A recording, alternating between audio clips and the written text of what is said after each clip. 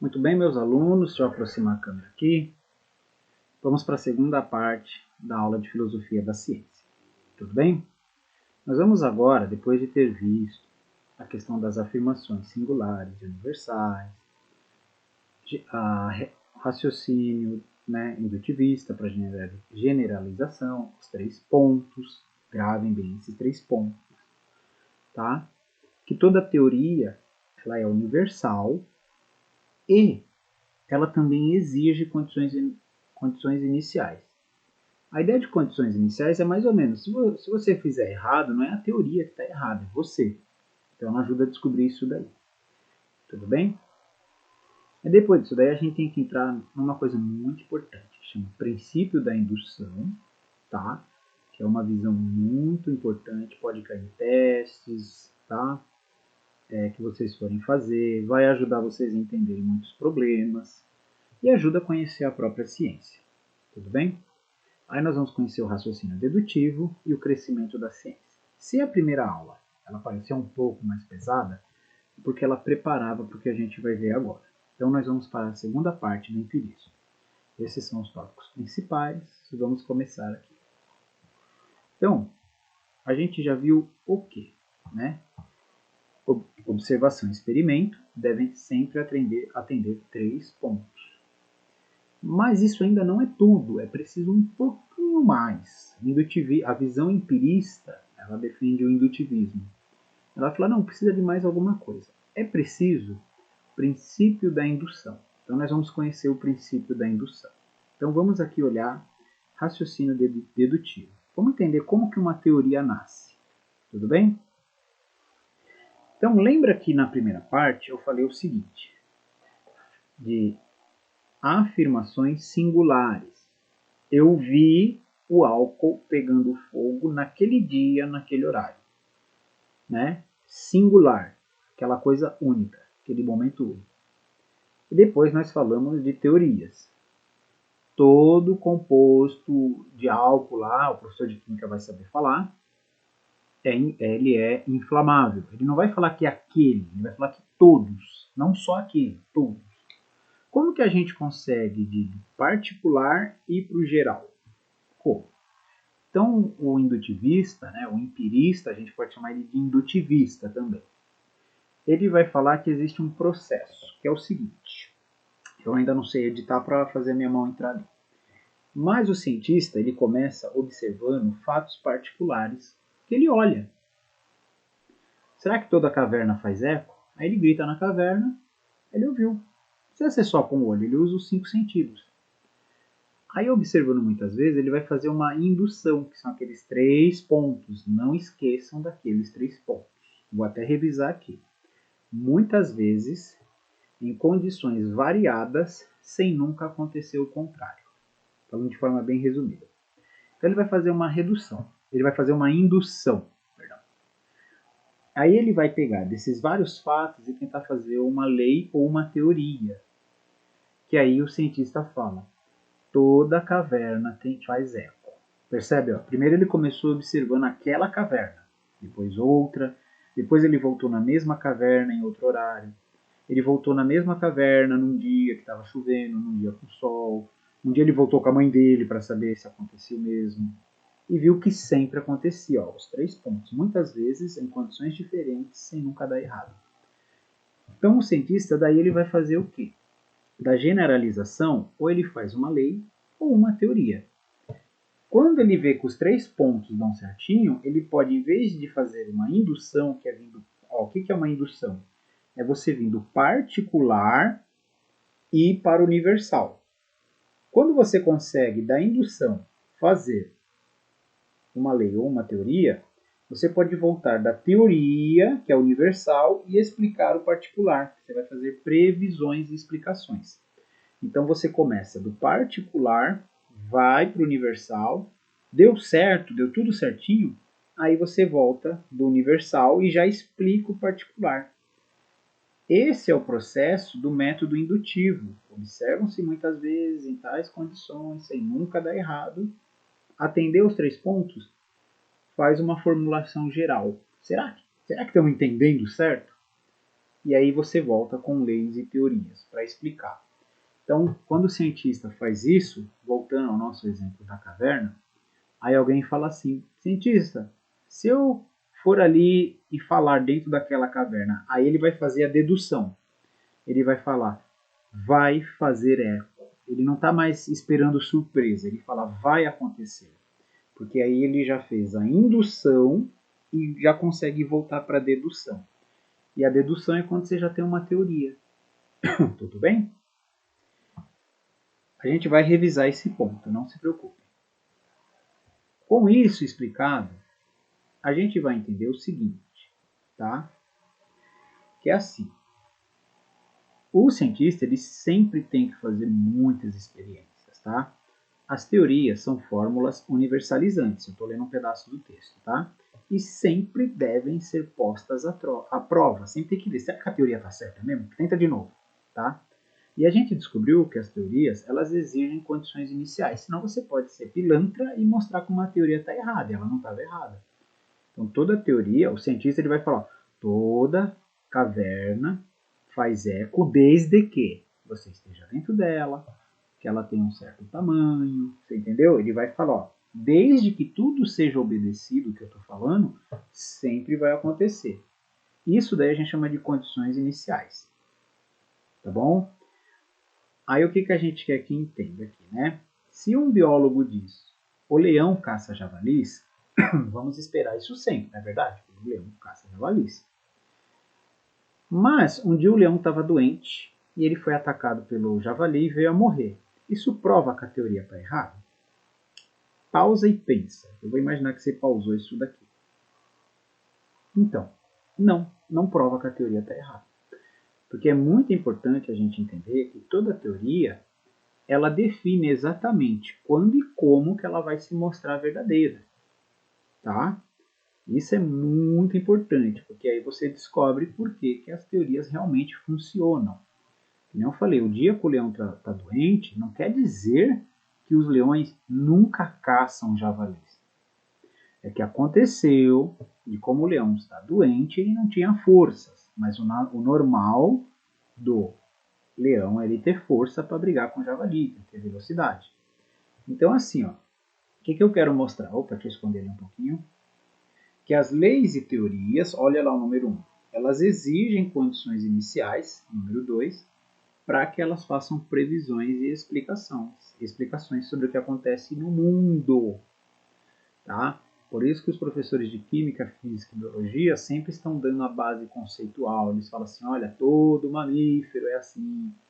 Ou, por exemplo, né, aí, por exemplo, vocês aprenderam velocidade média. Depois o professor explica a velocidade escalar, que é uma aceleração. Então, para você descobrir se um carro está acelerando, você tem que prestar atenção se você consegue acompanhar ele através do tempo, do espaço, se você constata que há variação. Se você erra nessas partes, a culpa não é da teoria, é você que não está observando as condições iniciais. Se as condições iniciais forem observadas, as leis e as teorias sempre vão conseguir fazer previsões e explicar o que aconteceu. O cientista, então, aqui eu vou fazer um resumo que pega a primeira aula.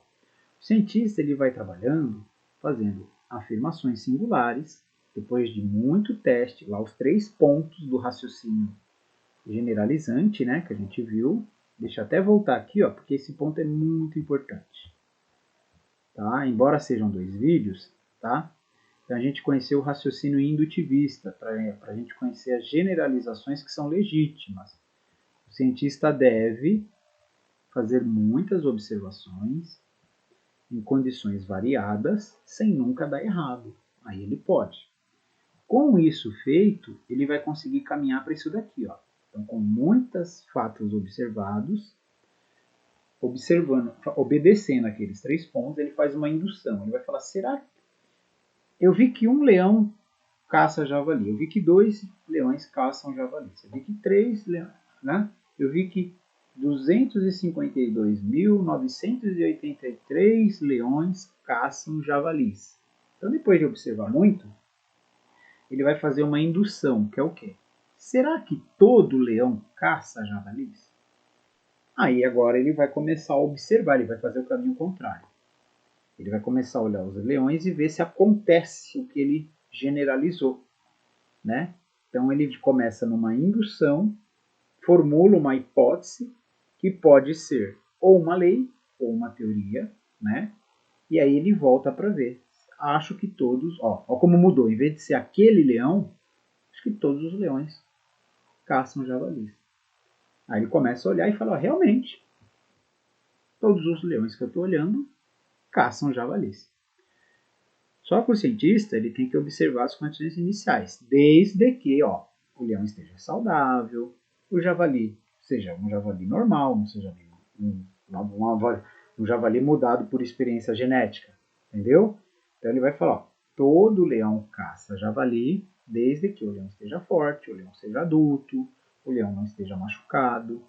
Então você consegue, com a teoria, prever o que vai acontecer e ainda explicar. Esse é o método indutivista que o empirismo defende na ciência. Tá? O cientista começa de forma indutiva e aí, após muito teste, procurar encontrar os limites, ele consegue arrancar deduções. As deduções sempre são universais. Quando ele fala todo leão caça javali, toda vez que você calcular a variação no espaço e dividir pelo tempo, você vai ter a velocidade média. Entendeu? Sempre. O professor de Química, Física e Biologia sempre vão falar isso para vocês. Tá? E aí o empirismo, para a gente terminar aqui, essa aula vai ser mais rápida mesmo, tá? Ele vai explicar como que a ciência cresce. Esse ponto é importante, que ele pode cair não só na minha prova, então presta atenção, como cair em vestibular, cair num concurso, cair num teste. O empirismo vai falar o seguinte, porque o cientista ele observa, aí aquela primeira parte ali, tá vendo? Tem um homem e um olho observando. Então tem um fenômeno na natureza, o Sol nasce. Ele vai observar uma vez, duas vezes, aí ele vai levantar uma hipótese. Será que o Sol nasce todos os dias? E aí ele vai começar a fazer observações e experimentos. Vamos ver se o Sol nasce num dia diferente. Vamos ver se o Sol nasce num dia assim. Então o cientista ele sempre vai fazer experimentações para descobrir se a hipótese dele se salva, né? O indutivismo ele tenta salvar, ele quer ver se as hipóteses são boas para salvar. Mas pode acontecer duas coisas, tá? Se a hipótese vai se mostrando verdadeira, ela vai virar uma teoria. Se ela continuar resistindo, ela vira uma lei da natureza, que é o último ponto, que você descobriu como que a natureza funciona, independente de tempo, lugar e espaço. Tá? Agora, se der errado, o que o cientista faz? Supõe. O cientista fala assim, quer ver? O professor de biologia que vai gostar do que eu vou falar. Um cientista jovem, ele fala assim, somente fêmeas dão à luz aos filhotes. E um dia ele conhece o cavalo marinho. O problema é que no cavalo marinho é o macho, quem fica com os filhotes, na barriga, né? Então, assim, a hipótese do jovem cientista se mostrou falsa. Aí a gente vai para a ponta de baixo. Se a hipótese não passa, uma nova hipótese é criada. Então, quando o cientista se descobre errado, ele fala: se é falso que só a fêmea no reino animal pode ter filhotes, então ele vai fazer uma nova hipótese. Então, tanto o macho quanto a fêmea, alguns animais podem ter filhotes. Aí ele começa a observar de novo. Se isso se mostrar verdadeiro, outros cientistas vão repetir o experimento. O bom do experimento é que ele ajuda outros a verificarem. O cientista na Tanzânia vai descobrir que um cientista no Brasil está fazendo algo, ele fala, deixa eu ver se esse cara está certo. Por isso que o cientista tem que ser neutro. Não importa se ele não gosta do Brasil, ele tem que ver se a teoria funciona. Aí ele traz o método do experimento, da experimentação, e vê se funciona igual. Tá? Então, para terminar, o empirismo, na sua visão indutivista, guardem isso, hein? Ele vai dizer, primeiro, eu acho que eu vou colocar até o meu posicionamento ali, ó. Deixa eu pegar aqui, pronto. Então o cientista vai falar o empirista vai falar, começa aqui, ó, a ciência começa aqui. Então, o cientista começa olhando um fenômeno da natureza como observador neutro, ao cientista. Aí ele vai levantar uma hipótese. Será que isso acontece sempre? E aí ele começa experimentos. Se aquilo vai se mostrando verdadeiro, aí é a opção de cima. Aí a hipótese vai virar uma teoria que já ajuda a explicar. E se isso nunca se mostrar falso, os cientistas vão falar, olha, eu acho que é uma lei da natureza. Aí acabou. Aí o cara chegou no level máximo. Tá? Descobriu uma lei da natureza, uma coisa para poucos. Tá? Mas se der errado, que é essa opção, tá? Aí o cientista recomeça do zero. Aí ele vai levantar uma dúvida, uma hipótese, começar a observar a natureza. Tudo bem? Com isso a gente terminou a nossa introdução à filosofia da ciência. A gente conheceu o que o empirismo diz sobre a ciência. E o empirismo defende o indutivismo. Isso tudo que a gente falou é chamado de método indutivo. Tá? Guardem isso porque isso pode cair na prova, isso pode cair no vestibular. Guardem tudo isso que foi falado, funcionamento, como que funciona do particular para generalizar, fazer indução. O cientista observa fatos singulares, depois faz teorias universalizantes. Tem um método, observa, levanta hipótese, faz experimento.